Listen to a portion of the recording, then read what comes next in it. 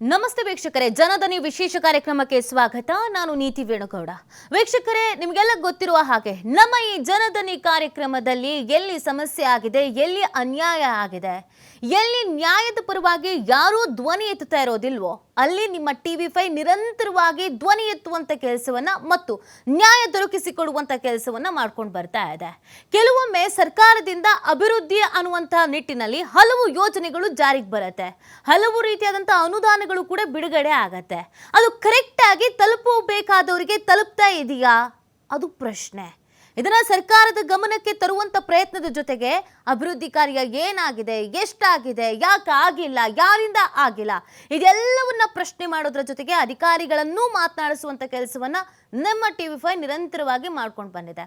ಹಾಗಿದ್ರೆ ಇವತ್ತು ಎಲ್ಲಿ ಸಮಸ್ಯೆ ಆಗಿದೆ, ಯಾರಿಂದ ಸಮಸ್ಯೆ ಆಗಿದೆ ಅನ್ನೋದನ್ನ ನೋಡ್ತಾ ಹೋಗೋದಾದ್ರೆ ನಿಮಗೆಲ್ಲ ನೆನಪಿರಬಹುದು KKRDB ಅನ್ನುವಂಥದ್ದು. ಇದು ಯಾಕೆ ಹುಟ್ಕೊಳ್ತು ಅನ್ನೋದನ್ನ ನಾನು ಹೇಳ್ತಾ ಹೋಗ್ತೇನೆ. ನೋಡಿ, ಇದು 2012-13ರಲ್ಲಿ ಜಾರಿಗೆ ಬರುತ್ತೆ. ಈ KKRDB ಏನ್ ಕೆಲಸ ಮಾಡುತ್ತೆ ಅಂತ ಅಂದ್ರೆ, ಪ್ರಮುಖವಾಗಿ ಕಲ್ಯಾಣ ಕರ್ನಾಟಕದ ರೀಜನ್ ಡೆವಲಪ್ಮೆಂಟ್ ಬೋರ್ಡ್ ಅಂತ ಇದನ್ನ ನಾವು ಕರಿತೀವಿ. ಇಲ್ಲಿ ಹೈದರಾಬಾದ್ ಕರ್ನಾಟಕದ ಪ್ರದೇಶಕ್ಕೆ ವಿಭಿನ್ನ ಅಭಿವೃದ್ಧಿಯನ್ನ ಕೊಡಬೇಕು, ಅಭಿವೃದ್ಧಿ ಕೆಲಸ ಕಾರ್ಯಗಳು ಆಗಬೇಕು ಅನ್ನುವಂತ ನಿಟ್ಟಿನಲ್ಲಿ ಇದನ್ನ ಜಾರಿಗೆ ತಂದಿದ್ದಾರೆ. ಹಾಗಿದ್ರೆ ಇದರಿಂದ ಪ್ರಾದೇಶಿಕ ಅಸಮಾನತೆ ಅನ್ನೋದು ನೀಗಿದ್ಯಾ? ಆ ಪ್ರಶ್ನೆ ಇನ್ನೂ ಹಾಗೆ ಇದೆ, ಅದಕ್ಕೆ ಉತ್ತರ ಸಿಕ್ಕಿಲ್ಲ. ಯಾಕೆ ಇದನ್ನ ಹೇಳ್ತಾ ಇದೀವಿ ಅಂದ್ರೆ, 371J ಕಲಂ ಜಾರಿಯ ಉದ್ದೇಶ ಏನಿತ್ತು ಅದೇ ಇಲ್ಲಿ ಈಡೇರಿಲ್ಲ.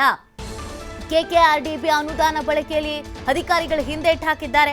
ಬೊಕ್ಕಸದಲ್ಲಿ ಕೊಳಿತಾ ಇದೆ ಸಾವಿರಾರು ಕೋಟಿ ಅನುದಾನ. ಇರುವ ಅನುದಾನ ಬಳಕೆಗೆ ಯಾಕೆ ಇಷ್ಟು ಉದಾಸೀನ ಅನ್ನೋದು ಮಾತ್ರ ಗೊತ್ತಾಗ್ತಾ ಇಲ್ಲ. ಪ್ರಸಕ್ತ 2023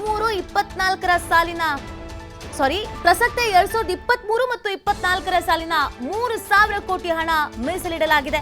ಕಳೆದ ಡಿಸೆಂಬರ್ನಲ್ಲಿ 750 ಕೋಟಿ ರೂಪಾಯಿ ಬಿಡುಗಡೆ ಆಗಿದೆ. ಪ್ರಸಕ್ತ ವರ್ಷದ ಕ್ರಿಯಾ ಯೋಜನೆ ಅಂತಿಮಗೊಳಿಸಿಲ್ಲ. ಪ್ರಸಕ್ತ ಮಂಡಳಿ ಖಾತೆಯಲ್ಲಿ 2,655 ಕೋಟಿ ಹಣ ಬಾಕಿ ಇದೆ. ಒಟ್ಟು ಅನುದಾನದಲ್ಲಿ ಕೇವಲ 1,027 ಕೋಟಿ ಮಾತ್ರ ಖರ್ಚಾಗಿದೆ. ಇರುವ ಹಣ ಖರ್ಚಾಗಿಲ್ಲ ಅಂತ ಹೊಸ ಅನುದಾನಕ್ಕೆ ಕೊಕ್ಕೆ ಹಾಕಲಾಗಿದೆ. ಇವತ್ತು ಸಿಎಂ ಸಿದ್ದರಾಮಯ್ಯ ನೇತೃತ್ವದಲ್ಲಿ KKRDB ಸಭೆ ಇದೆ.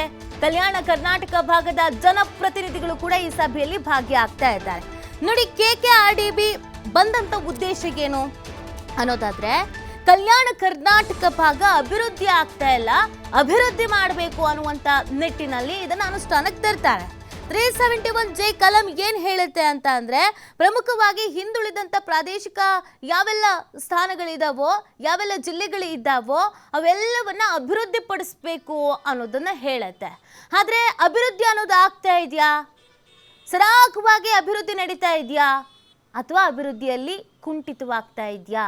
ಇಲ್ಲಿ ನಾವು ಗಮನಿಸಬೇಕಾದಂಥ ವಿಚಾರ ಏನು ಅಂತಂದ್ರೆ, ಸರ್ಕಾರದಿಂದ ಕೋಟಿ ಕೋಟಿ ಅನುದಾನ ಬಿಡುಗಡೆ ಆಗುತ್ತೆ, ಅದರ ಸದ್ಬಳಕೆ ಆಗ್ತಾ ಇದೆಯಾ, ಸರಿಯಾದ ಸಮಯಕ್ಕೆ ಅದನ್ನು ಬಳಕೆ ಮಾಡ್ಕೊಳ್ತಾ ಇದ್ದಾರಾ ಅನ್ನುವಂಥ ಪ್ರಶ್ನೆಗೆ ಖಂಡಿತವಾಗಿಯೂ ಇಲ್ಲ. ಇದು ಅಧಿಕಾರಿಗಳ ಉದಾಸೀನತೆ ಅಂತ ಕರಿಬೇಕೋ, ಜನಪ್ರತಿನಿಧಿಗಳ ಲಾಲಸ್ಯ ಅಂತ ಕರಿಬೇಕೋ, ಏನಂತ ಹೇಳಬೇಕು? ನೋಡಿ, ಎಷ್ಟೋ ಭಾಗದಲ್ಲಿ ಅನುದಾನ ಇರೋದಿಲ್ಲ.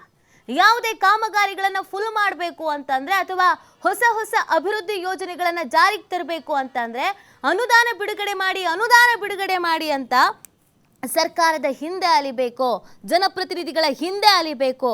ಬಟ್ ಇಲ್ಲಿ ಏನಾಗಿದೆ ಅಂತಂದ್ರೆ, ಹಣ ಇದೆ, ಆದ್ರೆ ಅಭಿವೃದ್ಧಿಗೆ ಅಂತ ಬಳಸ್ಕೊಳ್ಳೋದಕ್ಕೆ ಇಲ್ಲಿ ಯಾರಿಗೂ ಮನಸ್ಸಿಲ್ಲ. ಯಾಕೆ ಈ ತರ ಆಗ್ತಾ ಇದೆ? ಜನಪ್ರತಿನಿಧಿಗಳು ಏನ್ ಹೇಳ್ತಾರೆ ನೋಡಿ. ರಾಜ್ಯ ಸರ್ಕಾರ ಕಲ್ಯಾಣ ಕರ್ನಾಟಕ ಭಾಗದ ಸರ್ವಾಂಗೀಣ ಅಭಿವೃದ್ಧಿ ಉದ್ದೇಶದಿಂದ ಈ ಕಲ್ಯಾಣ ಕರ್ನಾಟಕ ಪ್ರದೇಶ ಅಭಿವೃದ್ಧಿ ಮಂಡಳಿ KKRDBಯನ್ನ ಶುರು ಮಾಡುತ್ತೆ. ಕೋಟ್ಯಾಂತರ ರೂಪಾಯಿ ಅನುದಾನ ನೀಡಿದ್ರೂ ಕೂಡ ಕಾಮಗಾರಿಗಳ ಕ್ರಿಯಾ ಯೋಜನೆಗೆ ಅನುಮೋದನೆ, ಅಂದಾಜು ಪಟ್ಟಿ ತಯಾರಿ ಮತ್ತು ಟೆಂಡರ್ ಪ್ರಕ್ರಿಯೆ ವಿಳಂಬ ಸೇರಿದಂತೆ ನಾನಾ ಕಾರಣಗಳಿಂದ ನಿರೀಕ್ಷೆಯಂತೆ ವೆಚ್ಚ ಆಗಿಲ್ಲ. ಯಾಕೆ ಆಗಿಲ್ಲ? ಇದು ಯಾಕೆ ಬಳಸ್ಕೊಳ್ತಾ ಇಲ್ಲ? ಏನು ಸಮಸ್ಯೆ, ಏನಾಗಿದೆ? ಹಣ ಇದೆ, ಬಳಸ್ಕೊಳ್ಳೋದಕ್ಕೆ ಏನು ಸಮಸ್ಯೆ ಅನ್ನೋದು ಪ್ರಶ್ನೆ.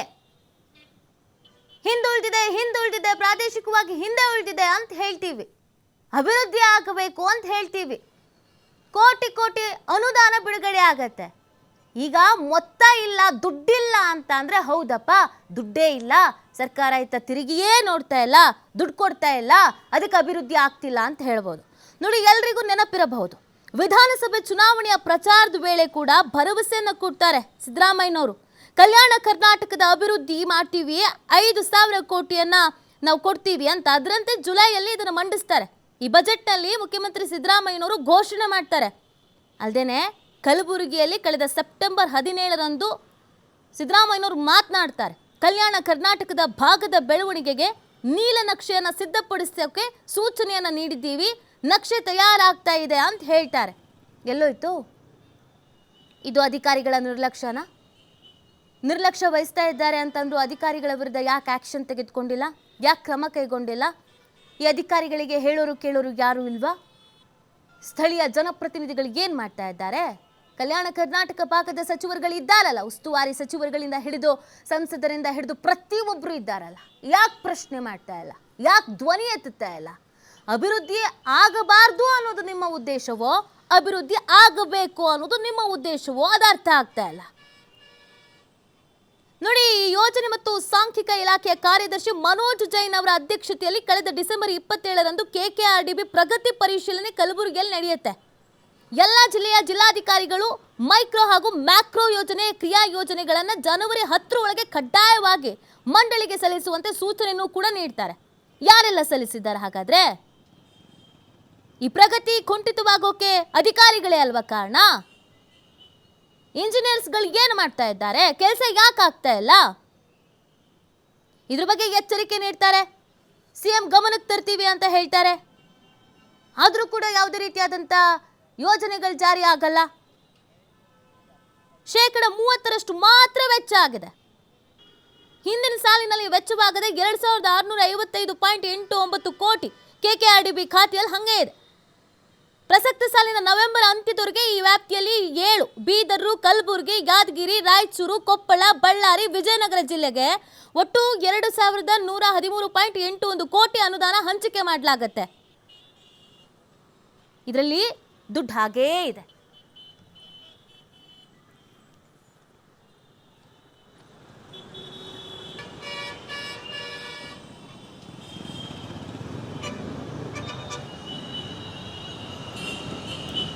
ಇದಕ್ಕೆ ಸಂಬಂಧಪಟ್ಟಂತೆ KKRDB ಕಾರ್ಯದರ್ಶಿ ಎಂ ಸುಂದರೇಶ್ ಬಾಬು ಅವರು ಮಾತನಾಡಿದ್ದಾರೆ. ಏನು ಹೇಳಿದ್ದಾರೆ ನೋಡೋಣ ಬನ್ನಿ. ಈ ವರ್ಷ ನಮ್ಮ ಕಲ್ಯಾಣ ಕರ್ನಾಟಕ ಅಭಿವೃದ್ಧಿ ಪ್ರದೇಶ ಅಭಿವೃದ್ಧಿ ಮಂಡಳಿ ವತಿಯಿಂದ ಸರ್ಕಾರ ವತಿಯಿಂದ 3,000 ಕೋಟಿಗಳಿಗೆ ಅನುಮತಿ ನಮಗೆ ಸಿಕ್ಕಿದೆ. ಅದು 28 ನವಂಬರ್ಗೆ ಕ್ರಿಯಾಯೋಜನೆ ಅಪ್ರೂವಲ್ ಆಗಿದೆ ಸರ್ಕಾರ ವತಿಯಿಂದ. 3,000 ಕೋಟಿಗೂ ಅನುಮತಿ ಸಿಕ್ಕಿದೆ. ಅದಕ್ಕೆ ಅಗೇನ್ಸ್ಟ್ ಇಲ್ಲಿವರೆಗೆ ನಾವು 1,600 ಕೋಟಿವರೆಗೆ ಕ್ರಿಯಾಯೋಜನೆಗೆ ಈಗಾಗಲೇ ಅಪ್ರೂವಲ್ ಕೊಟ್ಟಿದ್ದೀವಿ. ಎಲ್ಲ ಜಿಲ್ಲೆಗಳಿಂದಲೂ ಕ್ರಿಯಾಯೋಜನೆ ಬಂದಿದೆ. 1,600 ಕೋಟಿವರೆಗೂ ನಾವು ಕ್ರಿಯಾಯೋಜನೆಗಳಿಗೆ ಅಪ್ರೂವಲ್ ಕೊಟ್ಟಿದ್ದೀವಿ. ಇನ್ನೂ ಉಳಿದ ಕಡೆ ರಿಮೈನಿಂಗ್ ಅಮೌಂಟ್ ಏನಿದೆ ಅದಕ್ಕೆ ಕೂಡ ಕ್ರಿಯಾಯೋಜನೆ ಮ್ಯಾಕ್ಸಿಮಮ್ ರೆಡಿ ಆಗಿದೆ ಜಿಲ್ಲಾ ಮಟ್ಟದಲ್ಲಿ. ಇನ್ನೂ 1 ವಾರದೊಳಗಾಗಿ ಆ ಕ್ರಿಯಾಯೋಜನೆ ಕೂಡ ಬರ್ತದೆ. ಬಂದಿದ ಮೇಲೆ ಅದು ಕೂಡ ಅಪ್ರೂವಲ್ ಆಗ್ತದೆ. ಈಗಾಗಲೇ ನಾವು ಅಪ್ರೂವಲ್ ಏನು ಕ್ರಿಯಾಯೋಜನೆ ಅಪ್ರೂವಲ್ ಕೊಟ್ಟಿದ್ದೀವೋ ಅದಕ್ಕೆ ಈಗ ಆ ಟೆಂಡರ್ ಪ್ರಕ್ರಿಯೆ ಉಳಿದದಲ್ಲ ನಡೀತಾ ಇದೆ. ಈ ವರ್ಷ ಆಲ್ಮೋಸ್ಟ್ ಕೊನೆಯ ಭಾಗದಲ್ಲಿ ನಾವು ಇರುವುದರಿಂದ ತ್ವರಿತಗತಿಯಲ್ಲಿ ಕೆಲಸಗಳು ಮಾಡಲಿಕ್ಕೆ, ಕಾಮಗಾರಿಗಳನ್ನು ತಗೊಳ್ಳಿಕ್ಕೆ ಎಲ್ಲ ಜಿಲ್ಲೆಗಳಿಗೆ ಈಗಾಗಲೇ ನಾವು ಸೂಚನೆಗಳನ್ನು ನೀಡಿದ್ದೀವಿ.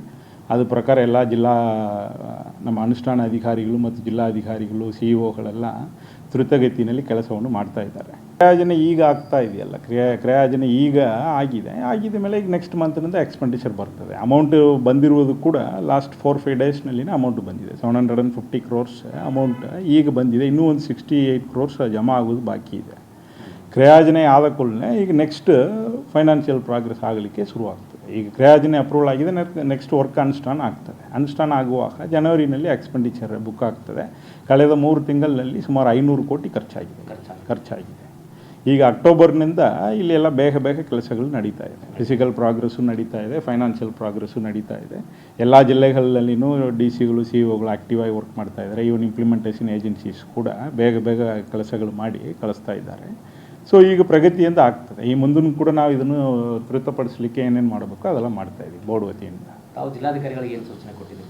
ಈ ಜಿಲ್ಲಾಧಿಕಾರಿಗಳಿಗೆ ಏನು ಈ ವರ್ಷ ಏನು ಕ್ರಿಯಾಯೋಜನೆ ನಾವು ಈಗಾಗಲೇ ಅಪ್ರೂವಲ್ ಕೊಡ್ತಾ ಇದ್ದೀವೋ ಅದಕ್ಕೆ ಇಮಿಡಿಯೇಟ್ ಟೆಂಡರ್ ಕರೆಯುವ ಪ್ರಕ್ರಿಯೆಗಳನ್ನು ಶುರು ಮಾಡಿಕೊಂಡು ಬೇಗನೆ ಖರ್ಚು ಮಾಡುವ ರೀತಿ ಪ್ಲಸ್ ಅದು ಸದ್ಬಳಕೆ ಆಗುವ ರೀತಿ ಎಲ್ಲ ರೀತಿ ಕ್ರಮ ಕೈಗೊಳ್ಳಲಿಕ್ಕೆ ಜಿಲ್ಲಾಧಿಕಾರಿಗಳು ಮತ್ತು CEOಗಳಿಗೆ ಪ್ಲಸ್ ಎಲ್ಲ ನಮ್ಮ ಅನುಷ್ಠಾನ ಇಲಾಖೆಗಳು PWD, PRED ಆ ರೀತಿ ಇರುವ ಎಲ್ಲ ಇಲಾಖೆಗಳು ನಾವು ಈಗಾಗಲೇ ಸೂಚನೆ ಕೊಟ್ಟಿದ್ದೀವಿ. ಅವರು ಈಗ ಬೇಗ ಮಾಡ್ತಾ ಇದ್ದಾರೆ. ಈಗ ಈ ವರ್ಷ ನಮ್ಮ ಕಲ್ಯಾಣ ನೋಡಿ, KKRDB ಕಾರ್ಯದರ್ಶಿ ಸುಂದರೇಶ್ ಬಾಬು ಅವರು ಮಾತನಾಡಿದ್ದನ್ನು ಕೇಳಿಸ್ಕೊಂಡ್ರೆ, ಈ ಅಕ್ಟೋಬರಿಂದ ಕೆಲಸ ತ್ವರಿತಗತಿಯಲ್ಲಿ ಆಗ್ತಾ ಇದೆ. ಇಲ್ಲಿವರೆಗೂ 3 ಕೋಟಿಯನ್ನು ಬಳಕೆ ಆಗಿದೆ.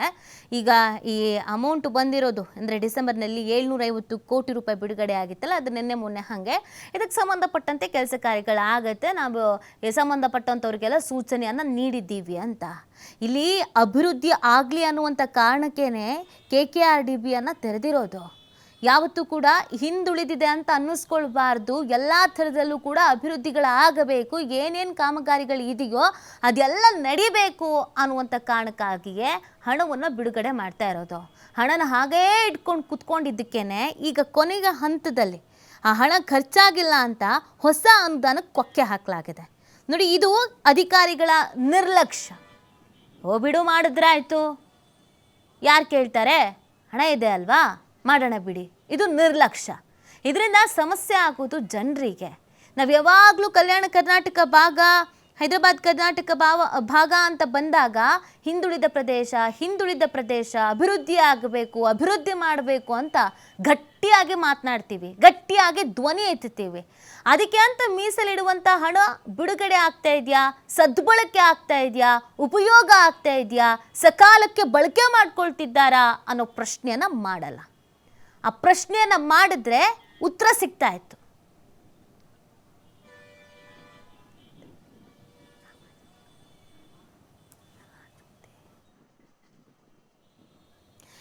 ಇನ್ನು ಅಲ್ಲಿನ ಹೋರಾಟಗಾರರ ಜೊತೆಗೆ ನಮ್ಮ ಪ್ರತಿನಿಧಿ ರಾಜಶೇಖರಯ್ಯ ಒಂದು ಚಿಟ್ಚಾಟ್ ಮಾಡಿದ್ದಾರೆ, ನೋಡೋಣ ಬನ್ನಿ. ನಿಜಾಮರ ಆಳ್ವಿಕೆಗೆ ಒಳಪಟ್ಟಿರ್ತಕ್ಕಂಥ ಕಲ್ಯಾಣ ಕರ್ನಾಟಕ ಭಾಗದ 7 ಜಿಲ್ಲೆಗಳನ್ನು ಅಭಿವೃದ್ಧಿಪಡಿಸಬೇಕು ಅನ್ನುವಂಥ ನಿಟ್ಟಿನಲ್ಲಿ ಸರ್ಕಾರ ಕಲ್ಯಾಣ ಕರ್ನಾಟಕ ಪ್ರಾದೇಶಿಕ ಅಭಿವೃದ್ಧಿ ಮಂಡಳಿಯನ್ನು ಸ್ಥಾಪನೆ ಮಾಡಿತು. ಅದಕ್ಕೆ 3,000ರಿಂದ 5,000 ಕೋಟಿ ಕೂಡ ಅನುದಾನ ನಿಗದಿ ಮಾಡಿತು. ಆದರೆ ಇಲ್ಲಿ ಏನಂತಾರೆ, ಸಮರ್ಪಕವಾದಂಥ ಕ್ರಿಯಾ ಯೋಜನೆ ಇಲ್ಲದ ಕಾರಣಕ್ಕಾಗಿ ಈ ಭಾಗ ಮತ್ತೆ ಹಿಂದುಳಿದಕ್ಕೆ ಕಾರಣ ಆಗಿದೆ ಅಂತಕ್ಕಂಥ ಆರೋಪಗಳು ಇದೀಗ ಕೇಳಿಬರ್ತಕ್ಕಂಥದ್ದು. ಈ ವರ್ಷದ ಪ್ರಸಕ್ತ ಸಾಲಿನ 750 ಕೋಟಿಗೆ ಕ್ರಿಯಾ ಯೋಜನೆ ಮಾಡೋದಕ್ಕೂ ಕೂಡ ಸಾಧ್ಯ ಆಗಿಲ್ಲ ಅಂತಕ್ಕಂಥ ಆರೋಪ ಇರತಕ್ಕಂಥದ್ದು.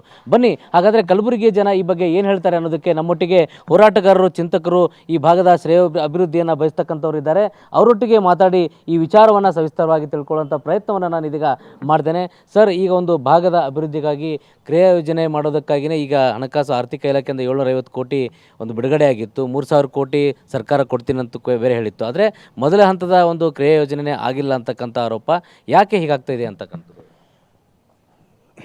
ಸರ್ಕಾರ ವಿಧಾನಮಂಡಲ ಅಧಿವೇಶನದಲ್ಲಿ ದುಡ್ಡನ್ನು ಮಂಜೂರು ಮಾಡ್ತದೆ 5,000 ಕೋಟಿ. ಅದಕ್ಕೆ ಪೂರಕವಾಗಿ ಆಗಾಗ ಸರ್ಕಾರ 1,000 ಕೋಟಿ 750 ಕೋಟಿ ರೀತಿ ಏನದಲ್ಲ ಕ್ರಿಯಾ ಯೋಜನೆ ಕೇಳ್ತದೆ. ಈ ಕ್ರಿಯಾ ಯೋಜನೆಗೆ ಪೂರಕವಾಗಿ ಸಂಬಂಧಪಟ್ಟಂಥ 7 ಜಿಲ್ಲೆ ಶಾಸಕರು ತಮ್ಮ ಭಾಗಕ್ಕೆ ಏನೇನು ಬೇಕು ಎಂಬುದು ಒಂದು ಪತ್ರ ಕೊಡಬೇಕು.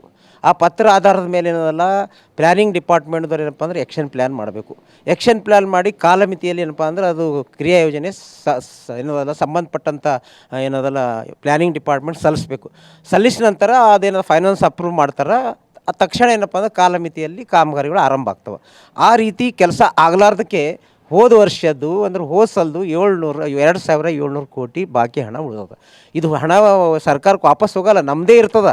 ಆದ್ರೆ 5,000 ಕೊಡೋ ಜಾಗದಾಗ ನಮ್ಗೆ 3,000 ಕೋಟಿನೇ ಕೊಟ್ಟರು. ಇದು ಯಾರಿಗೆ ಲಾಸ್ ಐತಿ? ಇದು ಯಾರ್ದು ನ್ಯೂನ್ಯತೆ? ಇದೇನದಲ್ಲ ಚೇರ್ಮನ್ ಹಿಡ್ಕೊಂಡು ಅಲ್ಲಿ ಕೆಲಸ ಮಾಡೋಂಥ ಸೆಕ್ರೆಟರಿ ಹಿಡ್ಕೊಂಡು ಎಲ್ಲರದ್ದು ನ್ಯೂನ್ಯತೆ ಅದ. ಇವ್ರ ನಿರ್ಲಕ್ಷ್ಯತನ ಅದ.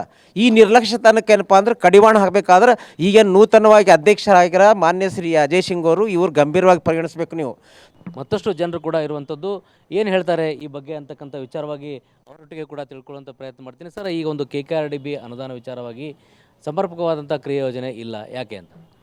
ಇದು ರಾಜಕೀಯ ಪ್ರತಿನಿಧಿಗಳದು ಇಚ್ಛಾಶಕ್ತಿ ಕೊರತೆ ಅದ ಮತ್ತು ಆಡಳಿತ ಯಂತ್ರ ಸರಿಯಾಗಿ ಕೆಲಸ ಮಾಡ್ತಾಯಿಲ್ಲ. ಏನೇ ಮಾಡಬೇಕೆಂಬ ಇಚ್ಛಾಶಕ್ತಿ ಇರಬೇಕು. ಈ ಭಾಗದ ಏನು ಹಳೆ ಕಪ್ಪಟ್ಟಿ ಅದ, ನಮಗೆ ಹಿಂದುಳಿದ ಪ್ರದೇಶ ಇದು ಹೋಗಲಾಡಿಸ್ಬೇಕಂತ ಇದು ರಚನೆ ಆಗ್ಯದ. ಆದ್ರೆ ಅವ್ರ ಮನಸ್ಸಿನಾಗಿಲ್ಲಲ್ಲ, ಮಾಡಬೇಕು ಹೋಗಲಾಡಿಸ್ಬೇಕಾದ್ರೆ ನಾ ಶ್ರಮ ಪಡಬೇಕಂತೇಳಿ ಅದಕ್ಕೋಸ್ಕರ ಸಂಬಂಧಪಟ್ಟ ಇಲಾಖೆಯವರು ಮತ್ತು ಏನು ಟೆಂಡರ್ ಕರೆಯೋರು ಏನು ಇರ್ತಾರಲ್ಲ, ಆಡಳಿತ ಯಂತ್ರ ಸರಿಯಾಗಿ ಕೆಲಸ ಮಾಡ್ತಾಯಿಲ್ಲ. ಅಧಿಕಾರಿಗಳು ಮನಸ್ಸು ಮಾಡಿದ್ರೆ ಎಲ್ಲನೂ ಆಗ್ತದೆ. ಅದಕ್ಕೋಸ್ಕರ ಮುತುವರ್ಜಿ ವಹಿಸ್ಬೇಕಂತ ಎಲ್ಲರಲ್ಲಿ ಮನವಿ ಆಗ್ಯದ. ಏನು ಹೇಳ್ತೀರಿ ಸರ್? ಸರ್, ಈಗ ನಮ್ಮ ಕಲ್ಯಾಣ ಕರ್ನಾಟಕದ 7 ಜಿಲ್ಲೆಗಳಲ್ಲಿ ಈಗ ಒಂದು KKRDB ಏನು ಕ್ರಿಯಾ ಯೋಜನೆ ಸರಿಯಾಗಿ ಆಗ್ತಾ ಇಲ್ಲ. ಇದಕ್ಕೆ ಕಾರಣ ಯಾರು ಅಂದರೆ ನಮ್ಮ ನಾಯಕರು, ನಮ್ಮ ಜನಪ್ರತಿನಿಧಿಗಳು. ಅವರು ಸರಿಯಾಗಿ ಕೆಲಸ ಮಾಡ್ತಾ ಇಲ್ಲ. ಯಾಕಂದರೆ ತಮ್ಮ ಕ್ಷೇತ್ರದ ಕೆಲಸಗಳನ್ನು, ಕ್ರಿಯಾ ಯೋಜನೆಯನ್ನು ಅವರು ಸಲ್ಲಿಸಿದರೆ ಈ ಒಂದು ಕೆಲಸ ಸರಳ ಆಗ್ತದೆ. ಆದ್ದರಿಂದ ದಯಮಾಡಿ ಎಲ್ಲ MLAಗಳು, ಎಲ್ಲ ಮಿನಿಸ್ಟ್ರುಗಳು ಮತ್ತು KKD ಅಧ್ಯಕ್ಷರು ಕೂಡ ಇದರಲ್ಲಿ ಒಂದು ಆಸಕ್ತಿ ವಹಿಸಿ ಒಂದು ಕೆಲಸ ಮಾಡಿದರೆ ಈ ನಮ್ಮ ಹಿಂದುಳಿದ ಜಿಲ್ಲೆಗಳಿಗೆ ಒಂದು ಸಾಮಾಜಿಕ ನ್ಯಾಯ ದೊರಕ್ತದೆ ಅಂತ ನಾನು ಒಂದು ಅನಿಸಿಕೆ ಆಗಿದೆ. ಶ್ರೀಕಾಂತ್ ಬ್ರದರ್, ಒಟ್ಟಾರೆ ಬಂದಂಥ ಅನುದಾನದಲ್ಲಿ 30% ಮಾತ್ರ ಖರ್ಚಾಗಿದೆ ಅಂತಕ್ಕಂಥದ್ದು ಇದುವರೆಗೂ ಏನು ಹೇಳಬೇಕು? ಇದ್ರ ಏನು ತೋರಿಸ್ತದಪ್ಪ ಅಂದರೆ ಇವರು ಪೂರ್ತಿ ಖರ್ಚು ಮಾಡಲ್ಲಪ್ಪ ಅಂದರೆ ಅವರು ಸೀರಿಯಸ್ ಇಲ್ಲ. ಯಾವ ಬಗ್ಗೆ ಈ ಭಾಗ ಡೆವಲಪ್ ಆಗೋದ ಬಗ್ಗೆ ಅವ್ರು ಒಟ್ಟು ಸೀರಿಯಸ್ ಇಲ್ಲ ಅಂತ ತೋರಿಸ್ಕೊಡ್ತದೆ. ಇದು ಫಸ್ಟ್ ಆಗಿ ತೋರಿಸ್ಕೊಡ್ತಾಯಿದೆ. ಒಂದು ಎರಡನೇದು ಕ್ರಿಯಾ ಯೋಜನೆ ಇಲ್ಲದೆ ಏನಪ್ಪ ಅಂದರೆ ಮಾಡೋದು ಕೆಲಸ ಮಾಡೋದು ಇದು ಎಲ್ಲಿವರೆಗೆ ಇದು ಸಮರ್ಪಕ. ಮತ್ತು ಕ್ರಿಯಾ ಯೋಜನೆ ಏನಪ್ಪ ಅಂದ್ರೆ ಕಡೆಯಿಂದ ಒಂದು ಕಡೆಯಿಂದ. ಎರಡನೇದು ನಾವು ನೋಡ್ತೀವಿ ಬರೀ ರೋಡ, ಚರಂಡಿ ಇವೇ ಏನಪ್ಪ ಅಂದರೆ ಇದ್ರಾಗೆ ದೊಡ್ಡ ಬಿಡುಗಡೆ ಆಗ್ತದೆ. ಅದು ಯಾವಾಗ ಒಮ್ಮೊಮ್ಮೆ ಏನಪ್ಪ ಅಂದರೆ ಆ ಡಬಲ್ ಎಲ್ಲಿ ಹೊಲತ್ತ ಮೊದಲು ಒಂದು ರೋಡ್ ಆಗಿದ್ದು ಮತ್ತೊಂದು ರೋಡ್ ಎಲ್ಲ ಬಂದು ಗೊತ್ತಾಗಲ್ದು. ಸೊ ಪಾರದರ್ಶಿತೆ ಒಂದು ಕೊರತೆ ಇದೆ ಅಂತ ಹೇಳಿದ್ದೀನಿ ನಾನು. ಅಭಿವೃದ್ಧಿಗಾಗಿ ಕಲ್ಯಾಣ ಕರ್ನಾಟಕ ಅಭಿವೃದ್ಧಿ ಮಂಡಳಿಯನ್ನು ಕೂಡ ಸ್ಥಾಪನೆ ಮಾಡಲಾಗಿರ್ತಕ್ಕಂಥದ್ದು. ಸರ್ಕಾರದಿಂದ ಅನುದಾನ ಕೂಡ ಬರ್ತಾ ಇದೆ. ಆದರೆ ಕ್ರಿಯಾ ಯೋಜನೆ ಸಲ್ಲಿಸದ ಕಾರಣಕ್ಕಾಗಿ ಅಭಿವೃದ್ಧಿ ಹಿನ್ನಡೆಯಾಗ್ತಾ ಇದೆ ಅಂತಕ್ಕಂಥ ಮಾತನ್ನು ಕೂಡ ಇಲ್ಲಿ ಹೇಳ್ತಕ್ಕಂಥದ್ದು. ಇವತ್ತು ಸ್ವತಃ CM ಸಿದ್ದರಾಮಯ್ಯನವರೇ ಈ ಒಂದು ಕುರಿತಾಗಿ ಬೆಂಗಳೂರಿನಲ್ಲಿ ಸಭೆ ಕೂಡ ಕರೆದಿರುವಂಥದ್ದು. ಈ ಒಂದು ಸಭೆಯಲ್ಲಾದರೂ ಈ ಭಾಗದ ಕಾಳಜಿ ವಹಿಸಿ ಒಂದು ಕ್ರಿಯಾ ಯೋಜನೆಯನ್ನು ರೂಪಿಸೋದ್ರ ಮೂಲಕ ಈ ಒಂದು ಭಾಗವನ್ನು ಅಭಿವೃದ್ಧಿಪಡಿಸಬೇಕು ಅಂತಕ್ಕಂಥ ನಿಟ್ಟಿನಲ್ಲಿ ಕಲಬುರಗಿ ಜನರ ಬೇಡಿಕೆ ಆಗಿರ್ತಕ್ಕಂಥದ್ದು. ಕ್ಯಾಮ್ರಾ ಪರ್ಸನ್ ವಿಜಯ್ ಗಾಜರಿ ಜೊತೆ ರಾಜಶೇಖರಯ್ಯ, TV5 ಕಲಬುರಗಿ. ನೋಡಿ, ಕಲ್ಯಾಣ ಕರ್ನಾಟಕ ಭಾಗ ಅಭಿವೃದ್ಧಿ ಆಗಬೇಕು ಅನ್ನುವಂಥ ನಿಟ್ಟಿನಲ್ಲಿಗೆ ಈ KKRDB ಕಾರ್ಯವನ್ನು ನಿರ್ವಹಿಸ್ತಾ ಇದ್ದಿದ್ದು. ಅದೇ ಎಷ್ಟರ ಮಟ್ಟಿಗೆ ಕಾರ್ಯ ನಿರ್ವಹಿಸ್ತಾ ಇತ್ತು ಅನ್ನೋದಕ್ಕೆ ಎಕ್ಸಾಂಪಲನ್ನು ನಾವು ನೋಡ್ತಾ ಇದ್ದೀವಿ. ಹಣ ಇದೆ, ಬಿಡುಗಡೆ ಆಗಿದೆ, ಆದರೆ ಕೇವಲ 30% ಅಷ್ಟು ಮಾತ್ರ ಕೆಲಸ ಆಗುತ್ತೆ. ಇಲ್ಲಿ ಎರಡೆರಡು ರೀತಿಯಾದಂಥ ಸಮಸ್ಯೆಯನ್ನು ಅಲ್ಲಿನ ಜನರು ಎದುರಿಸ್ತಾ ಇದ್ದಾರೆ. ಒಂದು, ಜನಪ್ರತಿನಿಧಿಗಳ ನಿರ್ಲಕ್ಷ್ಯ, ಇಚ್ಛಾಶಕ್ತಿಯ ಕೊರತೆ.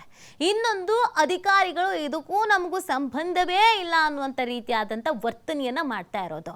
ಇವರಿಬ್ಬರ ಸಮಸ್ಯೆಯಿಂದ ಅಲ್ಲಿ ಅಭಿವೃದ್ಧಿ ಅನ್ನುವಂಥದ್ದು ಕ್ಷೀಣಿಸ್ತಾ ಇದೆ. ಒಂದು ನೀಲನಕ್ಷೆಯನ್ನು ತಯಾರು ಮಾಡ್ಕೋಬೇಕು, ಇಷ್ಟಿಷ್ಟು ಅಭಿವೃದ್ಧಿ ಆಗಬೇಕು, ಈ ಕಾಮಗಾರಿಗಳು ಬಾಕಿ ಇದೆ ಇದೆಲ್ಲವನ್ನ. ಆದರೆ ಅದನ್ನು ತಯಾರು ಮಾಡ್ಕೊಳ್ಳೋದಕ್ಕೆ ಇವ್ರಿಗೆ ಪುರ್ಸೋತಿಲ್ಲ, ಸಮಯ ಇಲ್ಲ. ಡೆಡ್ಲೈನ್ ಕೊಟ್ಟರು ಕೂಡ ಅದ್ರ ಬಗ್ಗೆ ತಲೆ ಕೆಡಿಸ್ಕೊಳ್ಳಲ್ಲ ಅಂತಂದರೆ ಇನ್ನು ಏನು ಮಾಡಬಹುದು ಅನ್ನುವಂಥದ್ದು ಪ್ರಶ್ನೆ. ಇದ್ರ ಬಗ್ಗೆ ಸರ್ಕಾರ ಎಚ್ಚೆತ್ಕೊಳ್ಬೇಕು, ಸೂಕ್ತ ರೀತಿಯಾದಂಥ ಕ್ರಮವನ್ನು ಕೈಗೊಳ್ಳಬೇಕು ಅನ್ನೋದನ್ನು ಅಲ್ಲಿನ ಜನರು ಹೇಳ್ತಿದ್ದಾರೆ. ಅದರಂತೆಯೇ ಇವತ್ತು ಮುಖ್ಯಮಂತ್ರಿ ಸಿದ್ದರಾಮಯ್ಯನವರು ಕಲ್ಯಾಣ ಕರ್ನಾಟಕ ಪ್ರದೇಶದ ಅಭಿವೃದ್ಧಿಗೆ ಸಂಬಂಧಪಟ್ಟಂತೆ ಚರ್ಚೆಯನ್ನು ಮಾಡೋದಕ್ಕೆ ಮೀಟಿಂಗನ್ನು ಹಮ್ಮಿಕೊಂಡಿದ್ದಾರೆ.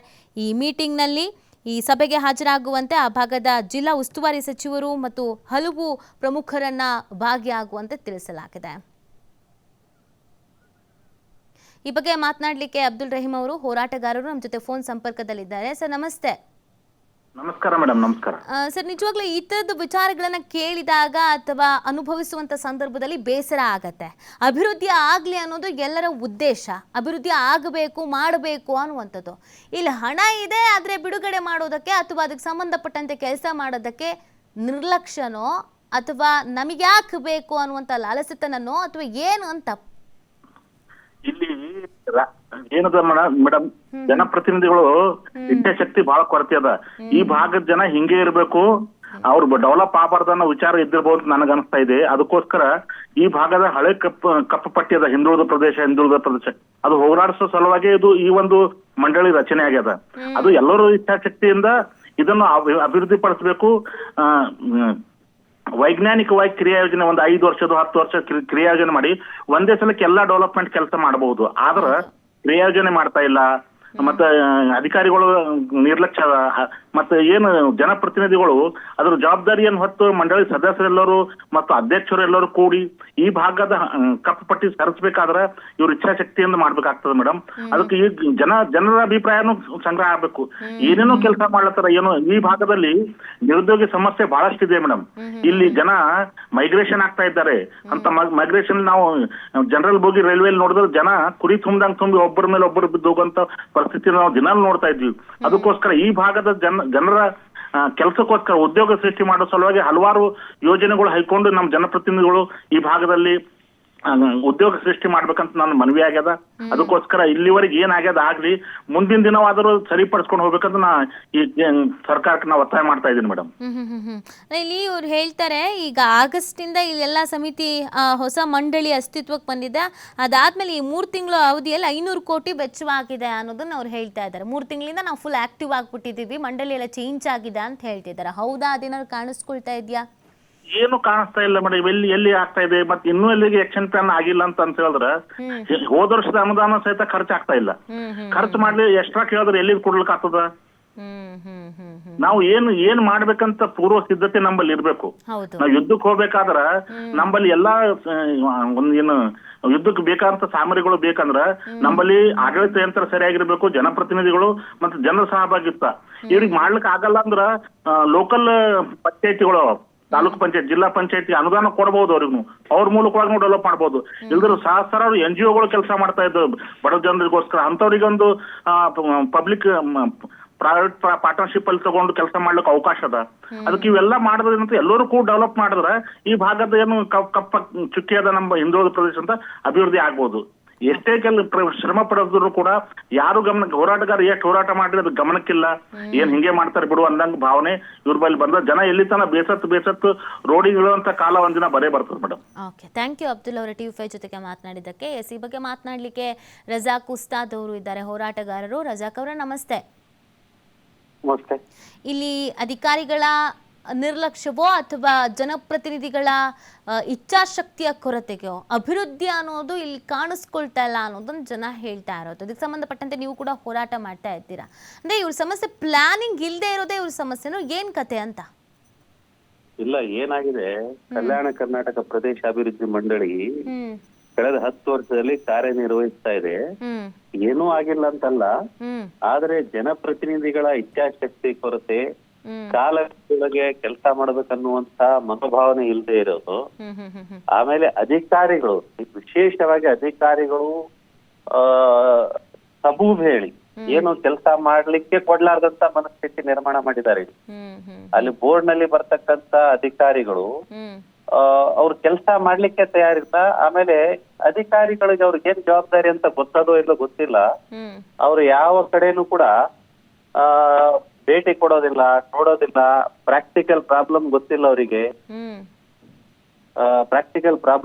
ಅವರಿಗೆ, ಅಥವಾ ಅನುದಾನ ಖರ್ಚಾಗಬಾರ್ದು ಅನ್ನೋ ಮನಸ್ಥಿತಿಯಿಂದ ಇದು ಮಾಡ್ತಾರೋ ಗೊತ್ತಿಲ್ಲ. ಡೆವಲಪ್ಮೆಂಟ್ ಬಗ್ಗೆ ಅವರಿಗೆ ಒಂದಿಷ್ಟು ಕಾಳಜಿ ಇಲ್ಲ. ಆಮೇಲೆ ಇಲ್ಲೊಬ್ಬ ರೀಜನಲ್ ಕಮಿಷನರ್ ನ ಇನ್ಚಾರ್ಜ್ ಸೆಕ್ರೆಟರಿ ಅಂತ ಕೊಡ್ತಿದ್ರು ಮೊದಲು. ಅವರು ಯಾವ ಜಿಲ್ಲೆಗೂ ಭೇಟಿ ಕೊಟ್ಟು ಪರಿಶೀಲನೆ ಕೂಡ ಮಾಡ್ತಾ ಇರ್ಲಿಲ್ಲ. ಇದು ದೊಡ್ಡ ಸಮಸ್ಯೆ. ಆಮೇಲೆ ಈಗ ಮೊನ್ನೆ ಆಕ್ಷನ್ ಪ್ಲಾನ್ ಮಾಡಿದ್ದಾರೆ ಬೋರ್ಡ್ನವರು. ಆ ಗವರ್ನರ್ ಅವರು ಡೈರೆಕ್ಷನ್ ಕೊಡ್ತಾರೆ ಬೋರ್ಡಿಗೆ, ನೀವೆಷ್ಟು ದುಡ್ಡು ಇವರಿಗೆ ಕೊಡಬೇಕು ಅಂತ. ಈ ರೀತಿ ಪ್ರಜಾಪ್ರಭುತ್ವದಲ್ಲಿ ಆಡಳಿತ ಮಂಡಳಿ ನಿರ್ಣಯ ಮಾಡ್ಬೇಕು, ಇಲ್ಲ ಯಾರೋ ಡೈರೆಕ್ಷನ್ ಕೊಡ್ಬೇಕಂತಲ್ಲ. ಈ ರೀತಿ ಅಂದ್ರೆ ಕೊಕ್ಕೆ ಹಾಕ್ತಕ್ಕಂತ ಕೆಲಸ ಮಾಡಿ ಅಭಿವೃದ್ಧಿ ಆಗಲಾರದ ರೀತಿ ನೋಡ್ಕೊಳ್ತಕ್ಕಂತ ಒಂದು ವ್ಯವಸ್ಥೆ ಕೆಲಸ ಮಾಡ್ತಾ ಇದೆ. ಆಕ್ಚುಲಿ ಈ ಭಾಗಕ್ಕೆ ಬೇಕಾಗಿರ್ತಕ್ಕಂಥದ್ದು ಒಟ್ಟಾರೆಯಾಗಿ ಅಭಿವೃದ್ಧಿ, ಕೇವಲ ರಸ್ತೆ ಬಿಲ್ಡಿಂಗ್ ಮಾಡುವಂತ ಡೆವಲಪ್ಮೆಂಟ್ ಅಲ್ಲ. ಇವರು ಬಹುತೇಕ ನಮ್ಮ ಶಾಸಕರು, ನಮ್ಮ ಭಾಗದ 41 ಜನ ಶಾಸಕರಿದ್ದಾರೆ.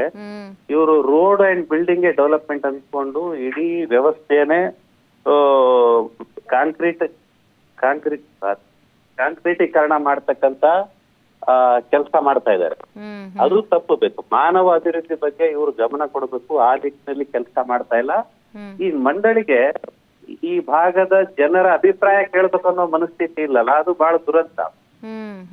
ಆಕ್ಚುಲಿ ಈ ಭಾಗಕ್ಕೆ ಜನರಿಗೆ ಏನ್ ಬೇಕು ಅನ್ನುವಂತ ಹಲವಾರು ವರದಿಗಳಿದ್ದಾವೆ.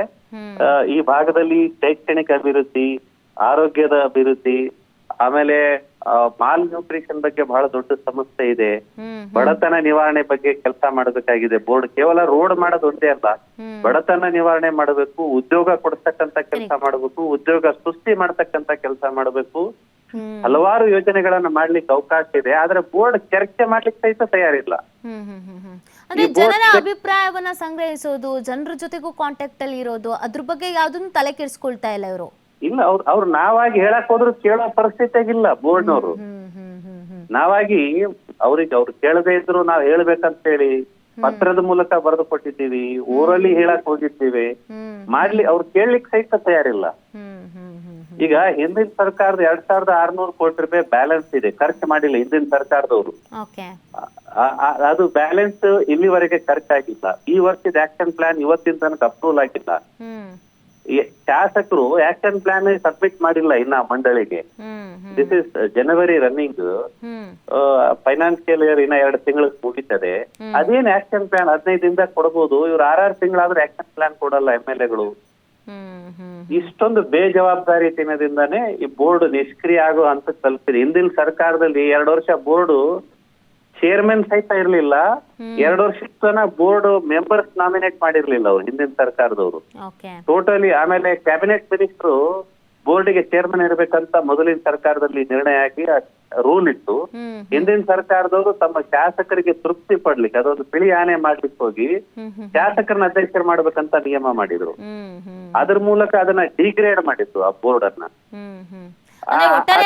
ಬೋರ್ಡ್ ನಲ್ಲಿ ಇರುವಂತವ್ರು ಅಥವಾ ಆ ಬೋರ್ಡ್ ನ ವ್ಯವಸ್ಥೆನೆ ಮೊದಲು ಸರಿ ಹೋಗಬೇಕು ಅಂತ ಅನ್ಸುತ್ತೆ.